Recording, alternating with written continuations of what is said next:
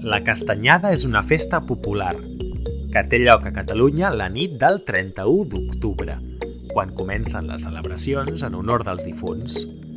Antigament, les famílies s'aplegaven al voltant de la llar de foc, recordaven els seus avantpassats i feien un àpat molt senzill amb menjars de la tardor. Un d'aquests aliments era la castanya. Per això, aquesta festa s'anomena la Castanyada. Avui dia continuem menjant castanyes, i també moniatos i panellets. Els panellets són uns dolços fets de massapà, que és una massa feta de sucre i ametlla. N'hi ha de molts tipus, però el més famós és el de pinyons. La beguda típica d'aquesta celebració és un vi dolç, el moscatell. La castanyera és la figura més important de la castanyada.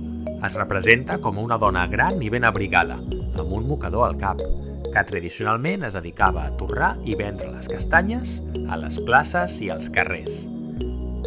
Actualment encara podem trobar parades de castanyes arreu de Catalunya i ens les serveixen, com mana la tradició, dins d'una paperina. Bona castanyada!